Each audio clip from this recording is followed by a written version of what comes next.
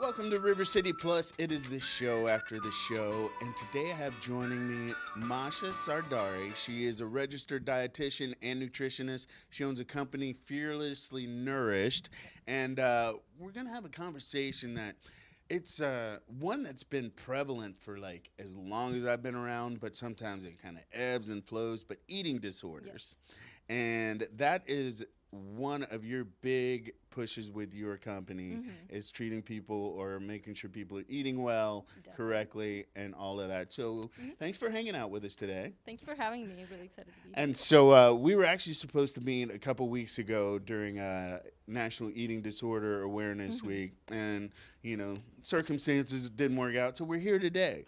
So, but the conversation that a lot of people don't have is talking about when they have an eating disorder. hmm So break down some of that for people. Yeah, I think it's a difficult conversation to have. There's still a lot of stigma around discussing eating disorders. We've made a lot of progress in other mental health disorders, but I think eating disorders are still something that's really challenging for people to discuss. I think part of that is the shame and guilt around behaviors that people are experiencing, the self-worth issues that people are experiencing, so having a hard time bringing that conversation to light.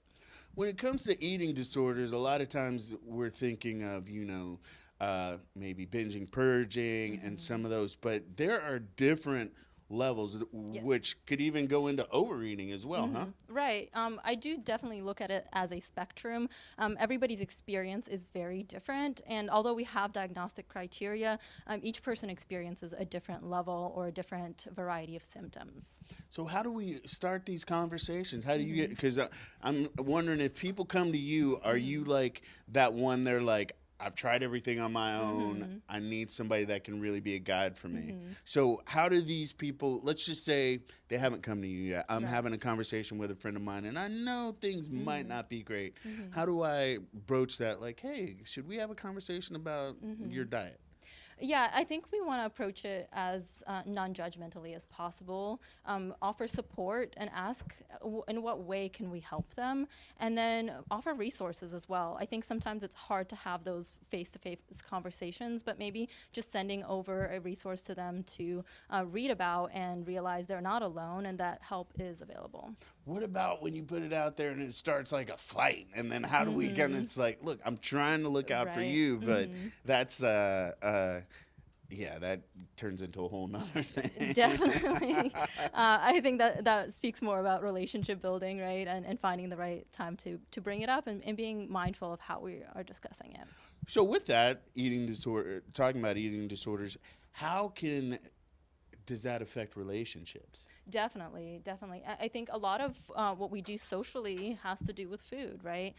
So isolation tends to be higher, and food becomes more stressful for someone with an eating disorder. So they might be avoiding social situations involving food, affecting those relationships and bonds that they could be building around food. What, when people finally end up at your hmm doorstep and you're like, hmm I got you, what kind of thoughts or what can you share with people to kind of put their mind at ease? And like you said, I know hmm everybody's coming on a spectrum. They're all hmm their own individual person. hmm But how can you relate to them that they're hmm going to be like, okay, this is a safe space? Definitely. So, as an eating disorder dietitian, this is my workspace, right? I have spent a lot of time receiving training, and I also do have lived experience, and that's something that I share with clients if they're interested about discussing, so they feel that I do understand their experience. Although everyone is different Hmm. and they have had a different history, there's a level of understanding that I do have personally, and also being an example that full recovery is possible and that I'm here to support them in that process. And if outpatient treatment is not appropriate for them, I can always refer them to higher levels of care where they will receive a full comprehensive treatment. Also encouraging them to have other supports, so therapists, treatment providers like doctors, and a support network that can be there for them outside of sessions.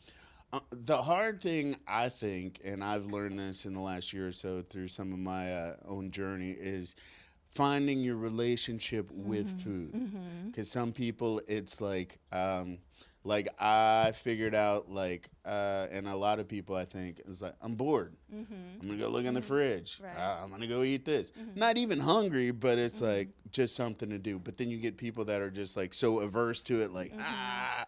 So how do you manage those cycles and having those conversations and getting people to really kind of buy in and understand like yes, your body needs food and all this stuff, but a lot more often than not, it's your own mental and emotional connection that affects how food if it reacts in your body. Definitely, yeah. So it's really more about than food, right? It's about our relationship, our emotions, our past experiences with food, and why we're turning to food for emotional reasons. Food is going to always be emotional to some level, but we want to establish that balance. So working through what is going around food and finding other coping skills or other outlets that could be helpful to process their emotions, working with a therapist, like I mentioned earlier, so they can build that strong foundation and they don't have to rely on food to be that emotional outlet or comfort. So I might be getting a little outside the box with this question, but so a lot of people these days are into peptides and all of that for their nutritional balance and stuff like that. Do you have a relation where you can speak on how that can affect your diet? So the reason I ask is I went through a cycle and I went through it, and that's where I figured out that oh, I don't I'm not always hungry, and this just gave me a kind of a foundation, so I have a different relationship with food, but I had to come to that conclusion myself.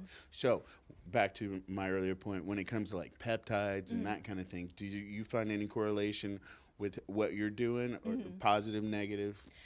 Yeah, I mean, medications are a complex topic, and I'm not a doctor. Right, so, right. so I do work with clients individually to figure out what role those might play, whether they're already on them or they're not, and finding a way to find that relationship with food, maybe without relying on medications if we can. But if that's something that's been prescribed to them, finding ways to manage that in a healthful way. So you find a balance regardless, and you cater it to each individual as they come. Yeah, I mean, I want to make sure that treatment is accessible to everyone and no one feels that they can't seek treatment because of whatever they've been through up until this point. Is there any particular age demographic where the eating disorder might resonate more than with another? So we do know that eating disorders affect all ages, all races, all socioeconomic groups. So there's really no way to look at someone and be able to tell if they have an eating disorder, which is something that has been a myth perpetuated for a long time. But we do know that all body shapes and sizes do experience eating disorders. And when people come to you, what do you hope they really take away from the experience? That there is a possibility for freedom with food, that they can feel peace with food, and it doesn't have to be this battle every single day. Healing is possible, and recovery is accessible to everyone.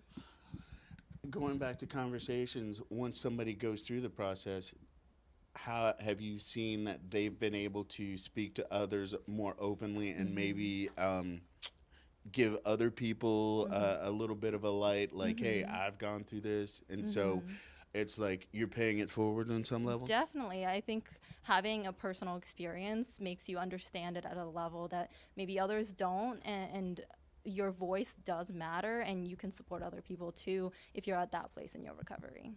If people want to connect with Fearlessly Nourished or chat with you more in depth, not even so much from the business side, but just to have somebody that they can kind of commiserate with over whatever their situation is, what would be the best way to do that? Of course, I have a website. It's called fearlesslynourished.com. They can email me, text me over the phone that's listed there, and I'd be happy to connect. And then moving forward, do you have anything going on where people, you're like, oh, I've got classes, I've got any of this, I got a book coming out? I am thinking about a book at some point. Marketing. I'll take 10%. But I'm continuing to do a lot of one-on-one counseling, and I do think that individual relationship is the most important. So just showing up in the community too, to be a voice of recovery. All right. Well, people, these are the conversations that we should have, because you never know who might be dealing with something, and if you do pick up on it, they could use a little bit of some support. Definitely. They might not want you to like go all in on just go here, but just be open minded. Yeah, definitely. All right. So thanks for joining us. Thank you so much. So Masha from Fearlessly Nourished. We'll be back tomorrow at 10:15. We're going to be fooding around. So there's that. And then at 9:30, we're going to be eating a butter candle. So yeah, lots of food. So there you go. We'll see you tomorrow at 9:30 for River City Live.